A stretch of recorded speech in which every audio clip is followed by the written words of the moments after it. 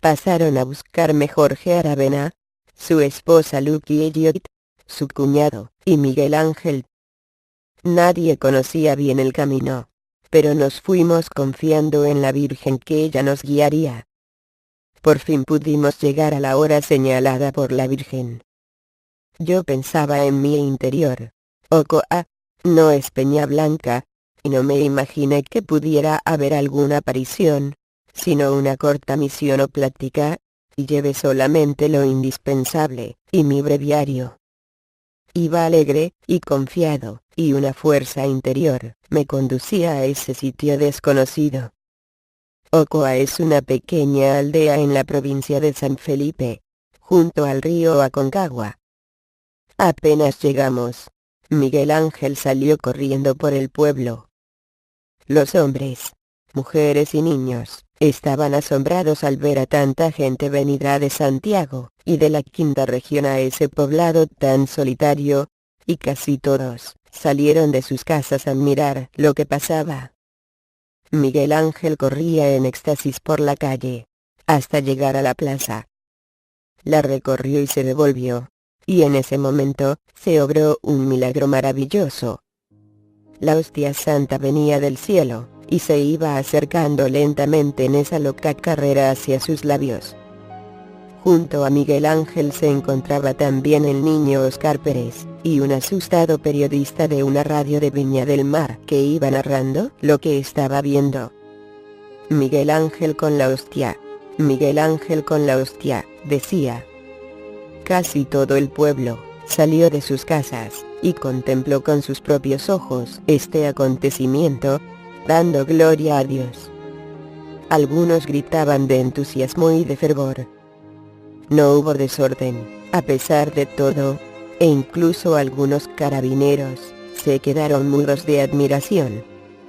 No me moví del lado del auto por la muchedumbre que me apretujaba, y como pude, saqué una máquina fotográfica y disparé el obturador, pero por la espalda del vidente, porque de nervios no atiné a otra cosa. ¿Y cuál no sería mi asombro? Fotografía en que se observa la llegada de la hostia traída por el arcángel San Miguel. Este hecho se repitió numerosas veces. La fotografía corresponde a una aparición en Peña Blanca. De rodillas se encuentra el reverendo padre Miguel Contardo. De manera similar ocurrió en Ocoa, cuando días después mandé a desarrollar las fotos, y me salieron de frente, con la sagrada forma delante. Le di gracias al Señor de haberme dado esta muestra de delicadeza, para atestiguar con las fotografías lo que no pudieran creer de mis labios, en el caso que alguien pensara que yo exagero. Varias otras personas sacaron también fotos, mostrando con gran nitidez la hostia en los labios de Miguel Ángel. Este milagro conmovió de tal manera al pueblo que sin darnos cuenta ya la misión había comenzado, dando tan buen resultado. Pasado un buen tiempo, Miguel Ángel se consiguió un megáfono, y subiéndose encima de un banco de la plaza, le dijo a los circunstantes: «Ustedes han visto el milagro que se acaba de efectuar. Ha venido el Señor en la hostia consagrada. Ahora es bueno que ustedes limpien sus almas cargadas de pecado con una buena y sincera confesión. Ha venido un padre misionero, y él estará confesando». Me dirigí entonces donde estaba Miguel Ángel, y le dije a la gente: «Las personas que deseen limpiar sus almas, que quieran confesarse, voy a estar aquí en un banco de la plaza, ya que la capilla está cerrada con llave». Y me senté en un rincón. Inmediatamente se acercó un hombre que hacía años y años que estaba alejado de Dios, a confesar sus culpas. Ese hombre lloraba como un niño chico, e hizo una espléndida confesión de toda su vida, quedando radiante de felicidad y paz. Después se acercó otro y luego otro y otro, hasta que el sol se oscureció, y la noche empezó a cubrir la tierra. Estuve toda esa noche y horas de la madrugada, confesando un pueblo arrepentido. y la misión seguía su curso guiada por la mano del Señor. Una buena persona me ofreció una frazada para abrigarme, y cuando terminé pude tenderme por unas 2 horas en un colchón en una modestísima casa repleta de gente que caritativamente se me ofreció como albergue. A la mañana siguiente, que era domingo, conseguí que me llevaran a la localidad de Hijuelas, a pedirle permiso al cura párroco para decir la Santa Misa en la capilla. Se alegró mucho, y me dio las señas de la persona responsable de la capilla. Desde las 9 de la mañana hasta las 13 horas estuve confesando, y luego oficié la Santa Misa. Se formaron catequistas improvisados, guiados por el Espíritu Santo, enseñando el modo y la manera de confesarse, y primeras nociones de catecismo elemental. Ya la voz se había corrido por Santiago y Viña del Mar, y otras localidades vecinas, y vino gente a cerciorarse de esta misión pedida por la Santísima Virgen. Yo quedé admirado al contemplar la eficaz y delicada manera como la Virgen iba disponiendo todo, de modo que las confesiones muy bien hechas, y con mucho arrepentimiento, se efectuaban una tras otra. En tan corto tiempo los habitantes de ese poblado aprendían cosas que en otras circunstancias se habrían demorado meses y meses en memorizarlas, y sobre todo en vivirlas. La gracia del Espíritu Santo se manifestaba con todo esplendor en aquellas almas tan alejadas del Señor. La próxima cita sería para la siguiente semana allí mismo. Me fueron a dejar a la casa de ejercicios donde estaba viviendo momentáneamente, enorme caserón que estuvo repleto de jóvenes seminaristas jesuitas. Otras manifestaciones sobrenaturales en Ocoa. Daba gracias al Señor de estar presente como testigo sacerdotal en esas manifestaciones de la Virgen.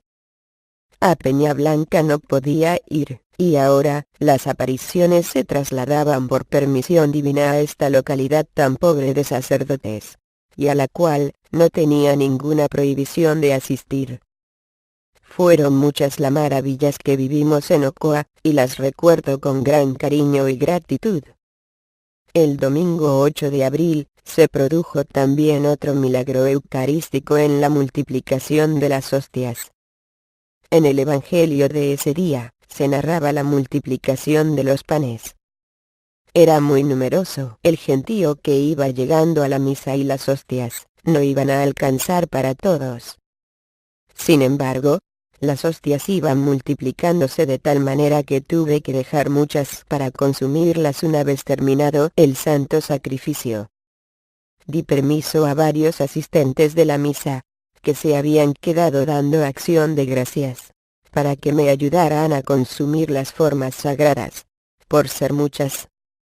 Recuerdo que daba de a 5 hostias por persona.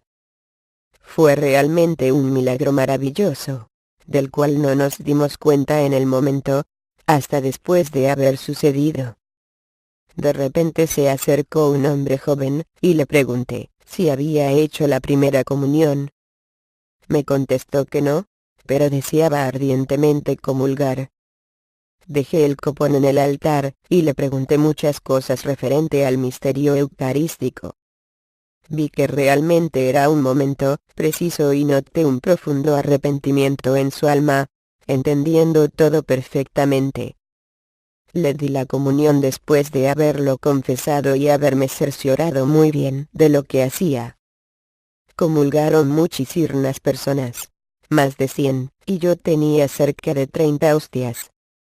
El Señor quiso hacer el milagro de la multiplicación de su cuerpo en las hostias consagradas para explicar mejor lo narrado en el Evangelio en ese día. Un testigo ocular escribe este hecho de la siguiente manera. Declaró bajo juramento. Después de haber comulgado, me quedé muy cerca del altar en el que el reverendo Padre Miguel Contardo daba la comunión. De modo que vi bien lo que pasaba con las sagradas formas del copón. Estas no se terminaban a pesar de la gran cantidad de personas que se acercaban a comulgar. y con asombro mío miraba, y éstas se mantenían a un mismo nivel, más o menos unos 2 centímetros del borde del copón. Durante todo el tiempo que el reverendo padre Miguel Contardo daba la comunión a una gran cantidad de personas, allí estaban blanquitas. Parece que todavía las estoy viendo, aunque ya han pasado 7 años. Hecho portentoso y milagroso como la multiplicación de los panes del Santo Evangelio. Mi testimonio es fiel, y digo la verdad bajo juramento asistido por la Santísima Virgen María, y de los santos ángeles. Firma Alberto Avendaño Carrasco. Otra noche que nos quedamos hasta muy tarde, la luna estaba radiante rodeada de un hermoso arco iris. Cuando este comenzó a alargarse, semejando un pentagrama con notas que iban bailando en él. En ese momento Miguel Ángel comenzó a caminar como a saltitos, con un paso muy original, parecido al paso de polka, siguiendo lo que estaba viendo en el cielo, como si de lo alto le estuvieran enseñando a danzar, parecido a los bailes de la tirana. La imagen de la Dama Blanca de la Paz que llevaban en andas seguía un paso parecido, y después nos fijamos que la estatua estaba como transpirando. Cogí esas gotitas en un paño, y fui a visitar a un enfermo que estaba postrado, y después de auxiliarlo espiritualmente le puse el pañito. Conservo muchas fotografías sacadas por mí de Miguel Ángel en éxtasis en medio de la calle, rodeado de las personas que observaban todo con respeto y devoción. Otro día en que comenzábamos a almorzar en uno de los restaurantes del pueblo, convidados por el doctor Alan Rojas, nos avisaron que Miguel Ángel había caído en éxtasis, y dejando todos la comida a mitad del primer plato, lo seguimos en una desenfrenada carrera por los caminos de un cerro cercano. Nadie se cansaba, todos felices como buenos hermanos unidos. Nos sentíamos radiantes de encontrarnos muy cerca de María nuestra Madre. Allí tuvo los estigmas invisibles de la pasión, aquellos que se sienten sin ser vistos externamente, repitiendo las frases del Señor en ese momento, en el suelo con los brazos extendidos puestos en cruz, y el pie derecho puesto sobre el izquierdo. Parecía un crucificado. Pasado un tiempo, continuó ahora cerro abajo corriendo, me tomó del brazo, y me hizo correr junto a él, diciéndome: «Padre, ve a la Virgen, la verá como ella le ha prometido. La Virgen cumple su palabra siempre». Otro día cayó en éxtasis en un lugar en que había barro, y todos estábamos alrededor para no ensuciarnos. Nos dijo: «No avergonzarse de arrodillarse delante de la gente». Y sin preocuparnos de quedar sumamente embarrados, todos nos pusimos de rodillas. Recuerdo un pequeño dejo de humor para alegrar la vida. Venía atrasado Jorge Ugarte Godoy, caminando solemnemente con su inmensa humanidad y sus aires de gran señor, cuando preguntó distraídamente: «¿Por qué están de rodillas en el barro?». «Porque la Virgen lo ha pedido». «Si lo ha pedido la Virgen, entonces hay que obedecerle». Y se lanzó al suelo con toda su humanidad, demostrando su gran amor por la Virgen y la sumisión a sus deseos. Durante los días de Semana Santa, la Santísima Virgen nos dio mensajes muy fuertes y terribles de estilo apocalíptico, que se encuentran grabados en casetes y escritos en los libros de las apariciones de Peña Blanca. Una visita inesperada en la casa de ejercicios donde estaba viviendo. Hubo una reunión muy importante de todos los superiores mayores de las órdenes y congregaciones, a la cual, como es lógico, no estaba convidado, y por tal motivo almorzaba y comía en la cocina. Cuando estaba en mi dormitorio, me avisaron que un padre dominico deseaba conversar conmigo. Me enteré que era el padre Carlos Vázquez, superior de los dominicos, que venía a preguntarme sobre los acontecimientos de Peña Blanca. Cuando supo de la prohibición que tenía yo de ir a dicho cerro, entre otras palabras de consuelo, y aliento me dijo: Padre, esta es una prohibición personal o nominal. El día en que ese padre deje de ser superior usted está completamente libre, y la prohibición ya no tiene ningún efecto según el derecho canónico. Era un sabio y estudioso dominico, como son dichos sacerdotes, y sus apostolados están especialmente dirigidos a intelectuales. Yo quedé muy contento con lo que me dijo. Días después, el superior provincial tuvo que hacer un viaje a Paraguay, para una asamblea de los superiores jesuitas de América. Sufrió un choque en auto del cual casi muere, fracturándose el hombro y un brazo. Más tarde se anunció que había sido nombrado un nuevo provincial, adelantándose por varios meses el plazo que aún le quedaba. Hubo cambios generales de superiores, y yo pude quedar nuevamente libre de poder asistir al Montes Carmelo de Peña Blanca. El tercer secreto de Fátima. Casi desde el comienzo de las apariciones, se comentó que a Miguel Ángel se le habría revelado el tercer secreto de Fátima. Recuerdo haber hablado con el padre Luis Fernández Camero, cura párroco de Nuestra Señora Madre de la Iglesia de Quilpué, que este secreto no se podía revelar, teniéndolo reservado para el Santo Padre como prueba de la autenticidad de las apariciones. En varias ocasiones fue dicho, o por lo menos, parte de él. Las personas que lo escucharon recuerdan haberlo oído, pero no recuerdan el texto. Un domingo, al finalizar la aparición de ese día, dijo que iba a revelar el tercer secreto de Fátima al día siguiente. La aparición del día siguiente tuvo lugar a las 3 de la tarde. Había un grupo de periodistas, como siempre ansiosos de novedades. Miguel Ángel cayó en éxtasis por poco tiempo. Y la señora le anunció que volvería a las 6 de la tarde. Se produjo una ola de malestar entre algunas personas, y en las restantes una ofrenda más de paciencia, alegre y resignada. Hacía frío y el tiempo estaba medio lluvioso. Se fueron muchos por diversos motivos, y permanecieron los que se habían quedado a orar y estar con la Santísima Virgen. A las 6 de la tarde hubo otra aparición, un poco más larga que la anterior. Y la Santísima Virgen, para probar nuestra paciencia, dijo que volvería a las 8 de la noche. Igualmente, varios no pudieron permanecer por tanto tiempo, y los escasos periodistas que quedaban, se fueron bastante molestos, con muchas dudas, y enojados por no haber podido grabar ni tener una noticia sobresaliente. Por fin a las 8 de la noche, estando muy oscuro, y quedando pocas personas, la Santísima Virgen mandó colocar los parlantes, porque iba a dar el tercer secreto. No había parlantes a disposición, por lo cual, se demoraron en conseguirlos y colocarlos. La Virgen dijo que no grabaran lo que se iba a oír.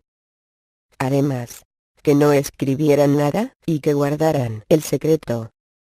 Cuando todo estuvo listo, por boca de Miguel Ángel, comenzó a narrar el tercer secreto de Fátima. Todo el mundo estaba expectante y devoto. Pero como siempre hay personas porfiadas, algunos trajeron sus grabadoras, desobedeciendo a la Virgen, y guiadas más por la curiosidad del secreto, y no de la piedad. Para ellos no hubo en la práctica ninguna revelación. Lo más interesante fue que cuando llegaron a sus casas para poder disfrutar del mismo, y comentarlo con otros, esas personas no encontraron nada en sus grabadoras. Todo se había borrado. Otros quisieron comentarlo con el del lado. ¿Qué pasó? Se les olvidó lo que habían oído. Aquellos que lo oyeron con el ánimo de obedecer las instrucciones, no lo han divulgado, porque el tercer secreto de Fátima es un secreto, y como tal hay que guardarlo. Medalla de Nuestra Señora de Peña Blanca a comienzos de 1984, Nuestra Madre, a través del vidente, solicitó la acuñación de una medalla como símbolo de su aparición y mensaje en el Monte Carmelo de Chile. Mostrándole a Miguel Ángel el diseño, le indicó su significado y los favores que recibiría quien la usara con fe y confianza, diciéndole: «¿Has visto mi medalla? La mandarás a acuñar tal como la viste, igual como lo hizo Catalina Lavoie en la Rue de Bac en mi aparición en Francia en 1830. Para el que usaré esta medalla tendrá los siguientes favores: milagro de conversión y sanación de enfermos, tanto del cuerpo como del alma. No padecerá del fuego del infierno, siempre y cuando la use con devoción y sin superstición. Hará también como escapulario, siempre y cuando alguna vez se haya impuesto el escapulario con una ceremonia especial. Tendrá ambas en vuestros corazones, y si la dejan para el cuidado de una nación, esta será protegida por mí». En cuanto al significado